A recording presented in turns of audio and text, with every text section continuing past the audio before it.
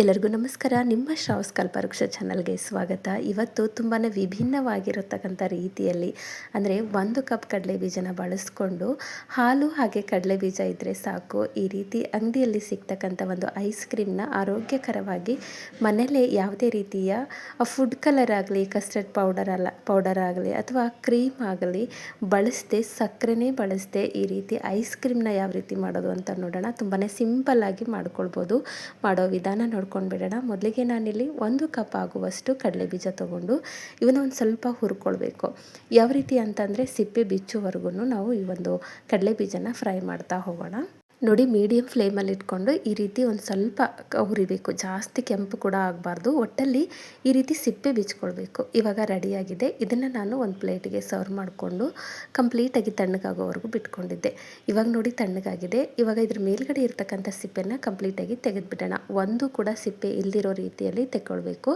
ಯಾಕಂದರೆ ice ಕ್ರೀಮ್ಗೆ colour ಈ ಸಿಪ್ಪೆ ಇತ್ತು ಅಂತಂದರೆ ಒಂದು ಸ್ವಲ್ಪ ಕಪ್ಪಾಗಿರುತ್ತೆ. ಹಾಗಾಗಿ ಈ ಸಿಪ್ಪೆನೆಲ್ಲನೂ ನೀಟಾಗಿ ತೆಗೆದಿಟ್ಕೊಳ್ಳೋಣ. ನೋಡಿ, ಈ ರೀತಿ ನೀಟಾಗಿ ಒಂದು ಶೇಂಗಾ ಕಾಳಿಗೂ ಅಥವಾ ಕಡಲೆ ಬೀಜಗೂ ಸಿಪ್ಪೆ ಇರಬಾರ್ದು. ಈ ರೀತಿ ತೆಗೆದಿಟ್ಕೊಂಡಿರಬೇಕು. ಇವಾಗ ಕಡಲೆ ಬೀಜ ರೆಡಿಯಾಗಿದೆ. ಈ ಒಂದು ಕಡಲೆ ಬೀಜನ ನಾವು 1 ಗಂಟೆ ನೆನೆಸಿಟ್ಕೊಳ್ಬೇಕು. ಹಾಗಾಗಿ ಒಂದು ಬೌಲ್ಗೆ ನಾನು ಹುರಿದಿರ್ತಕ್ಕಂಥ ಸಿಪ್ಪೆ ತೆಗೆದಿರ್ತಕ್ಕಂಥ ಕಡಲೆ ಬೀಜನ ಸೇರಿಸ್ಕೊಂಡಿದ್ದೀನಿ. ನೋಡಿ, ಈ ರೀತಿ ನೈಸಾಗಿ ಸಿಪ್ಪೆನ ಬಿಡಿಸಿಟ್ಕೊಳ್ಳಿ. ಇವಾಗ ಇದಕ್ಕೆ ನಾನು ಒಂದು 7-8 ಗೋಡಂಬಿ ಹಾಗೆ ಒಂದು 3 ಬಾದಾಮಿನ ತೊಗೊಂಡಿದ್ದೀನಿ. ಬಾದಾಮಿ ಬಂದು ಆಪ್ಷನಲ್ಲು, ಬೇಕು ಅಂದರೆ ಸೇರಿಸ್ಕೊಳ್ಳಿ, ಇಲ್ಲ ಅಂತಂದರೆ ಸ್ಕಿಪ್ ಮಾಡ್ಕೊಳ್ಳಿ. ಒಂದು 7-8 ಗೋಡಂಬಿನ ಸೇರಿಸ್ಕೊಂಡು ಒಂದು ಸ್ವಲ್ಪ ಇನ್ಸ್ಟೆಂಟಾಗಿ ನೆನ್ಕೊಳ್ಳಿ ಅನ್ನೋದಕ್ಕೋಸ್ಕರ ಸ್ವಲ್ಪ ಉಗುರು ಬೆಚ್ಚಗೆ ನೀರನ್ನ ಮಾಡಿ ಸೇರಿಸ್ಕೊಳ್ತಿದ್ದೀನಿ. ಜಾಸ್ತಿನೂ ಬಿಸಿ ಅಲ್ಲ, ಒಂದು ಸ್ವಲ್ಪ ಉಗುರು ಬೆಚ್ಚಗೆ ಇತ್ತು ಅಂತಂದರೆ ಬೇಗ ನೆನ್ಕೊಳ್ಳುತ್ತೆ ಅನ್ನೋದಕ್ಕೋಸ್ಕರ. ಟೈಮ್ ಇತ್ತು ಅಂತಂದರೆ ತಣ್ಣೀರು ಕೂಡ ಸೇರಿಸ್ಕೊಂಡು ನೆನೆಸ್ಕೊಳ್ಬೋದು. ಇವಾಗ ಇದನ್ನು ನಾವು 1 ಗಂಟೆ ನೆನೆಯಕ್ಕೆ ಬಿಡಬೇಕಾಗತ್ತೆ. ಹಾಗಾಗಿ ಇದ್ರ ಮೇಲ್ಗಡೆ ಒಂದು ಪ್ಲೇಟ್ನ ಮುಚ್ಚಿ 1 ಗಂಟೆ ನೆನೆಸಿಟ್ಕೊಳ್ಳೋಣ.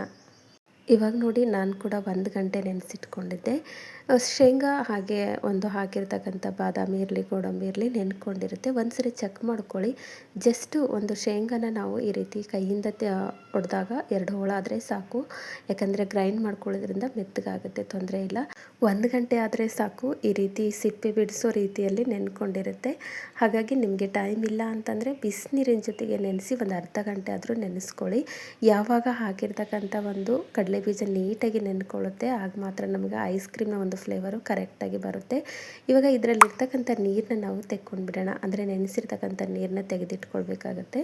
ಇವಾಗ ನೋಡಿ, ನೀರನ್ನ ತೆಗೆದಿಟ್ಕೊಂಡು ಬಂದಿದ್ದೀನಿ. ಇದನ್ನು ನಾವು ಮಿಕ್ಸರ್ ಜಾರ್ಗೆ ಸೇರಿಸಿಕೊಂಡು ನೈಸಾಗಿ ರುಬ್ಕೊಳ್ಬೇಕು. ಒಂದು ಮಿಕ್ಸರ್ ಜಾರ್ಗೆ ನೆನೆಸಿರ್ತಕ್ಕಂಥ ಕಡಲೆ ಬೀಜ, ಗೋಡಂಬಿ, ಬಾದಾಮಿ ಅಂದರೆ ನೆನೆಸಿಟ್ಟಿರ್ತಕ್ಕಂಥ ಎಲ್ಲನೂ ಸೇರಿಸ್ಕೊಂಡು ಒಂದು ಸ್ವಲ್ಪ ನೀರನ್ನ ಸೇರಿಸ್ಕೊಂಡು ಎಷ್ಟು ಸಾಧ್ಯನೋ ಅಷ್ಟು ನೈಸಾಗಿ ರುಬ್ಕೊಂಡು ಬರೋಣ. ಇವಾಗ ನೋಡಿ, ರುಬ್ಕೊಂಡಿದ್ದಾಗಿದೆ. ಇಷ್ಟು ನೈಸಾಗಿ ರುಬ್ಕೊಳ್ಬೇಕು. ಅಂದರೆ ಈ ಒಂದು ಪೇಸ್ಟ್ನ ನಾವು ಕಡಲೆ ಬೀಜನ ಪೇಸ್ಟ್ ಅಂತ ಅನ್ನಿಸ್ಬಾರ್ದು. ಅಷ್ಟು ನೈಸಾಗಿ ಒಂದು ಸ್ವಲ್ಪ ನೀರು ಸೇರಿಸ್ಕೊಂಡು ರುಬ್ಕೊಂಡು ಈ ರೀತಿ ಪೇಸ್ಟ್ ರೀತಿಯಲ್ಲಿ ರೆಡಿ ಮಾಡಿ ಇಟ್ಕೊಳ್ಬೇಕು. ಇವಾಗ ಇದು ರೆಡಿಯಾಗಿದೆ. ಈ ಸೈಡಲ್ಲಿ ಒಂದು ಪಾತ್ರೆನ ಗ್ಯಾಸ್ ಮೇಲೆ ಇಟ್ಕೊಂಡಿದ್ದೆ. ನಾನಿಲ್ಲಿ ಒಂದು ಅರ್ಧ ಲೀಟರ್ನ ಹಾಲನ್ನ ಬಳಸ್ಕೊಂಡಿದ್ದೀನಿ. ಅರ್ಧ ಲೀಟ್ರೇ ಹಾಲು ಬೇಕು ಅಂತೇನಿಲ್ಲ. ಕ್ವಾಂಟಿಟಿ ನಿಮಗೆ ಎಷ್ಟು ಬೇಕೋ ಅಷ್ಟು ಕ್ವಾಂಟಿಟಿಯಲ್ಲಿ ಹಾಲು ಹಾಕ್ಕೊಳ್ಳಿ. ಈ ಒಂದು ಅರ್ಧ ಲೀಟ್ರ್ ಹಾಲಲ್ಲಿ ಒಂದು 6 ಜನಕ್ಕಾಗುವಷ್ಟು ಐಸ್ ಕ್ರೀಮ್ನ ನಾವು ರೆಡಿ ಮಾಡ್ಕೊಳ್ಬೋದು. ಹಾಗೆ ಹಾಲನ್ನು ನಾನಿಲ್ಲಿ ಗಟ್ಟಿಯಾಗಿರ್ತಕ್ಕಂಥ ಹಾಲನ್ನ ಸೇರಿಸ್ಕೊಂಡಿದ್ದೀನಿ. ಒಂದು ಹನಿ ಕೂಡ ನೀರು ಸೇರಿಸ್ಕೊಂಡಿಲ್ಲ. ಗಟ್ಟಿಯಾಗಿರ್ತಕ್ಕಂಥ ಹಾಲು ತೊಗೊಳ್ಳೋದ್ರಿಂದ ಯಾವುದೇ ರೀತಿಯ ಕ್ರೀಮ್ ಇಲ್ಲದೆ ನಾವು ನ್ಯಾಚುರಲ್ ಆಗಿ ಐಸ್ ಕ್ರೀಮ್ನ ಮಾಡ್ಕೊಳ್ಬೋದು. ಹಾಗಾಗಿ ಗಟ್ಟಿಯಾಗಿರ್ತಕ್ಕಂಥ ಹಾಲನ್ನ ತೊಗೊಂಡು ಈ ರೀತಿ ನೀಟಾಗಿ ಒಂದ್ಸರಿ ಕುದಿಸ್ಕೊಳ್ಳಿ. ಎಲ್ಲಿವರೆಗೂ ಕುದಿಸ್ಕೊಳ್ಬೇಕು ಅಂತಂದರೆ ಈ ಹಾಕಿರ್ತಕ್ಕಂಥ ಹಾಲಲ್ಲಿ 1/4 ಭಾಗದಷ್ಟು ಹೋಗಬೇಕು. ಅಂದರೆ 3/4 ಭಾಗದಷ್ಟು ಈ ರೀತಿ ಹಾಲು ಉಳ್ಕೊಳ್ಬೇಕು. ಹಾಗೆ ಹಾಲನ್ನ ನಾವು ಕಾಯಿಸುವಾಗ ಮಧ್ಯದಲ್ಲಿ ಈ ರೀತಿ ಒಂದು ಸ್ವಲ್ಪ ಕೈಯಾಡಿಸ್ತಾ ಇರಿ. ಯಾಕಂದರೆ ಗಟ್ಟಿಯಾಗಿರ್ತಕ್ಕಂಥ ಹಾಲಾಗಿರೋದ್ರಿಂದ ತಳ ಹಿಡಿಯೋ ಚಾನ್ಸಸ್ ಇರುತ್ತೆ. ಹಾಗಾಗಿ ಕೈಯಾಡಿಸ್ತಾ ಇರಿ. ಇವಾಗ ನೋಡಿ, ಒಂದು 1/4 ಭಾಗದಷ್ಟು ಹಾಲು ಕಡಿಮೆ ಆಗಿದೆ. ಇವಾಗ ನಾವು ರುಬ್ಬಿ ಇಟ್ಕೊಂಡಿರ್ತಕ್ಕಂಥ ಕಡಲೆ ಬೀಜದ ಮಿಶ್ರಣನ ಸೇರಿಸ್ಕೊಳ್ತಿದ್ದೀನಿ. ಗ್ಯಾಸ್ನ ಲೋ ಫ್ಲೇಮಲ್ಲಿ ಇಟ್ಕೊಂಡು ಕಡಲೆ ಬೀಜ ಮಿಶ್ರಣನ ಸೇರಿಸ್ಕೊಂಡು ಒಂದ್ಸರಿ ಕೈಯಾಡಿಸ್ತಾ ಬನ್ನಿ. ಈ ರೀತಿ ಕೈಯಾಡಿಸ್ಕೊಂಡಾದಮೇಲೆ ಮತ್ತೆ ನಾವು ಇದನ್ನು ಕುದಿಸ್ಕೊಳ್ಬೇಕಾಗತ್ತೆ. ಒಂದು 10 ನಿಮಿಷ ಮೀಡಿಯಮ್ ಫ್ಲೇಮಲ್ಲಿ ಇಟ್ಕೊಂಡು ಕುದಿಸ್ತಾ ಬನ್ನಿ. ಅಂದರೆ ಗಟ್ಟಿ ಆಗಬೇಕು. ಒಂದು ಮಟ್ಟಿಗೆ ಇದು ಗಟ್ಟಿ ಆಗ್ತಾ ಬರುತ್ತೆ. ಅಲ್ಲಿವರೆಗೂ ಇದೇ ರೀತಿಯಲ್ಲಿ ಕೈಯಾಡಿಸ್ತಾ ಬಿಸಿ ಮಾಡ್ತಾ ಬನ್ನಿ. ಇವಾಗ ನೋಡಿ, ನಾನಿಲ್ಲಿ ಕಲರ್ಗೋಸ್ಕರ ಒಂದು ಚಿಟಿಕೆ ಆಗುವಷ್ಟು ಅರಿಶಿನ ಸೇರಿಸ್ಕೊಂಡಿದ್ದೀನಿ. ಇಲ್ಲಿ ಅರಿಶಿನ ಬಂದು ಕಂಪ್ಲೀಟಾಗಿ ಆಪ್ಷನಲ್. ಇಲ್ಲಿ ಕಲರ್ ಬದಲಿಗೆ ಅಂದರೆ ನ್ಯಾಚುರಲ್ ಆಗಿ ಇರಲಿ ಅನ್ನೋದಕ್ಕೋಸ್ಕರ ನಾನು ಒಂದು ಚಿಟಿಕೆ ಅರಿಶಿನ ಸೇರಿಸ್ಕೊಂಡಿದ್ದೀನಿ. ಅರಿಶಿನ ಸೇರಿಸೋದ್ರಿಂದ ಯಾವುದೇ ರೀತಿಯ ಫ್ಲೇವರು ಚೇಂಜ್ ಆಗೋದಿಲ್ಲ. ಅರಿಶಿನ ನಮ್ಮ ಆರೋಗ್ಯಕ್ಕೆ ತುಂಬಾ ಒಳ್ಳೆಯದು. ಇಲ್ಲ ನಮಗೆ ಇಷ್ಟ ಇಲ್ಲ ಅಂತಂದರೆ ಫುಡ್ ಕಲರ್ ಕೂಡ ಸೇರಿಸ್ಕೊಳ್ಬೋದು. ಯಾಕಂದರೆ ಕಸ್ಟರ್ಡ್ ಪೌಡ್ರ್ ಬೇಕಾದರೂ ಸೇರಿಸ್ಕೊಳ್ಬೋದು. ಅರಿಶಿನ ಸೇರಿಸೋದ್ರಿಂದ ನಮ್ಮ ಐಸ್ ಕ್ರೀಮಲ್ಲಿ ಫ್ಲೇವರ್ ಏನೂ ಚೇಂಜ್ ಆಗೋದಿಲ್ಲ. ಇನ್ನೂ ಆರೋಗ್ಯಕ್ಕೆ ಒಳ್ಳೆಯದು, ಅಂದರೆ ಶೀತ ಆಗೋದಿಲ್ಲ. ಈ ರೀತಿ ಅರಿಶಿನ ಸೇರಿಸ್ಕೊಂಡು ಹಾಲನ್ನು ಮತ್ತೆ ನಾವು ಕಾಯಿಸ್ಕೊಳ್ಬೇಕಾಗತ್ತೆ. ನೋಡ್ತಿರ್ಬೋದು ನೀವು, ತಿಕ್ಕಾಗ್ತಿದೆ ಹೋಗ್ತಾ ಹೋಗ್ತಾ, ಯಾಕಂದರೆ ಕಡಲೆ ಬೀಜದ ಮಿಶ್ರಣ ಹಾಕಿರೋದ್ರಿಂದ ಒಂದು ಸ್ವಲ್ಪ ನಮಗೆ ಗಟ್ಟಿ ಅನ್ನಿಸ್ತಿದೆ ಹಾಲಿನ ಮಿಶ್ರಣ. ಈ ರೀತಿ ಗಟ್ಟಿ ಆಗ್ತಿದೆ ಅಂತಂದಾಗ ಗ್ಯಾಸ್ನ ಆಫ್ ಮಾಡಿಟ್ಕೊಳ್ಳೋಣ. ಕಂಪ್ಲೀಟಾಗಿ ಇದು ತಣ್ಣಗಾಗಬೇಕು. ಇವಾಗ ನೋಡಿ, ಇದು ಕಂಪ್ಲೀಟಾಗಿ ತಣ್ಣಗಾಗಿದೆ. ಈ ರೀತಿ ತಣ್ಣಗಾದ್ಮೇಲೆ ನಾವು ಇದನ್ನು ಮತ್ತೆ ಮಿಕ್ಸರ್ ಜಾರಿಗೆ ಸೇರಿಸ್ಕೊಂಡು ಮಿಕ್ಸಿ ಮಾಡ್ಕೊಳ್ಬೇಕು. ನೋಡಿ ಮೇಲ್ಗಡೆ ಎಷ್ಟು ಚೆನ್ನಾಗಿ ಕೆನೆಗಟ್ಕೊಂಡಿದೆ. ಯಾವುದೇ ಕಾರಣಕ್ಕೂ ಈ ಕೆನೆನ ನಾವು ತೆಗಿಬಾರ್ದು. ಯಾಕಂದರೆ ನಮಗೆ ಈ ಹಾಲಲ್ಲಿರ್ತಕ್ಕಂಥ ಕೆನೆನೇ ಕ್ರೀಮ್ ರೀತಿಯಲ್ಲಿ ಕೆಲಸ ಮಾಡುತ್ತೆ. ಹಾಗಾಗಿ ಇದರಲ್ಲಿರ್ತಕ್ಕಂಥ ಕೆನೆನ ತಗೊಳ್ಬಾರ್ದು. ಹಾಗೆ ನಾವು ರುಬ್ಕೊಳ್ಬೇಕು. ಇವಾಗ ತಣ್ಣಗಾಗಿರ್ತಕ್ಕಂಥ ಹಾಲನ್ನು ನಾವು ಮಿಕ್ಸರ್ ಜಾರಿಗೆ ಸೇರಿಸ್ಕೊಳ್ಳೋಣ. ಈ ರೀತಿ ಸೇರಿಸ್ಕೊಂಡಾದ್ಮೇಲೆ 1 ಕಪ್ ಆಗುವಷ್ಟು ಬೆಲ್ಲನ ಸೇರಿಸ್ಕೊಳ್ಳಿ. ದಯವಿಟ್ಟು ಕ್ಷಮೆ ಇರಲಿ, ಇಲ್ಲಿ ನಾನು ಮಿಕ್ಸರ್ ಜಾರಿಗೆ ಸೇರಿಸ್ಕೊಂಡಾದ್ಮೇಲೆ 1 ಕಪ್ ಆಗುವಷ್ಟು ಬೆಲ್ಲನ ಸೇರಿಸ್ಕೊಂಡಿದ್ದೀನಿ. ಬೆಲ್ಲನ ಸೇರಿಸುವಾಗ ಕ್ಯಾಮ್ರಾ ಆಫ್ ಆಗಿತ್ತು, ನೋಡ್ಕೊಂಡಿರಲಿಲ್ಲ. ಆದರೆ ಈ ಒಂದು ಮಿಶ್ರಣಕ್ಕೆ 1 ಕಪ್ ಆಗುವಷ್ಟು ಬೆಲ್ಲ ಅಥವಾ ಸಕ್ಕರೆನೇ ಸೇರಿಸ್ಕೊಂಡು ಆನ್ ಆ್ಯಂಡ್ ಆಫ್ ಮಾಡ್ತಾ ನೀವು ಗ್ರೈಂಡ್ ಮಾಡ್ಕೊಳ್ಬೇಕು. ನೋಡಿ ಇವಾಗ ನಾನು ಕೂಡ ಇಲ್ಲಿ ಗ್ರೈಂಡ್ ಮಾಡ್ಕೊಂಡು ಬಂದಿದ್ದೀನಿ. ಈ ರೀತಿ ರೆಡಿ ಆಯಿತು ಅಂದರೆ ಸಾಕು. ಇವಾಗ ನಾನಿಲ್ಲಿ ಒಂದು ಸ್ಟೀಲ್ ಬಾಕ್ಸಿಗೆ ಇದನ್ನು ಸೇರಿಸ್ಕೊಳ್ತಿದ್ದೀನಿ. ನೀವು ಬೇಕು ಅಂತಂದರೆ ಯಾವುದೋ ಒಂದು ಈ ರೀತಿ ಟೈಟಾಗಿ ಮುಚ್ಚತಕ್ಕಂಥ ಒಂದು ಬಾಕ್ಸಿಗೆ ರುಬ್ಬಿರ್ತಕ್ಕಂಥ ಈ ಮಿಶ್ರಣನ ಸೇರಿಸ್ಕೊಳ್ಳಿ. ನೋಡಿ ಕರೆಕ್ಟಾಗಿ ಒಂದು ಬಾಕ್ಸ್ ಆಗುವಷ್ಟು ಮಿಶ್ರಣ ರೆಡಿಯಾಗಿದೆ. ಮೇಲ್ಗಡೆ ಒಂದು ಸ್ವಲ್ಪ ಡ್ರೈ ಫ್ರೂಟ್ಸ್ನ ಸೇರಿಸ್ಕೊಳ್ತಿದ್ದೀನಿ. ನಿಮ್ಮ ಇಷ್ಟ, ಬೇಕು ಅಂದರೆ ಸೇರಿಸ್ಕೊಳ್ಳಿ, ಇಲ್ಲ ಅಂತಂದರೆ ಸ್ಕಿಪ್ ಮಾಡ್ಕೊಳ್ಬೋದು. ತುಂಬಾ ಹೆಲ್ದಿಯಾಗಿರ್ತಕ್ಕಂಥ ಕಡಲೆ ಬೀಜ ಹಾಗೆ 1 ಕಪ್ಪು ಹಾಲು ಇತ್ತು ಅಂದರೆ ಸಾಕು.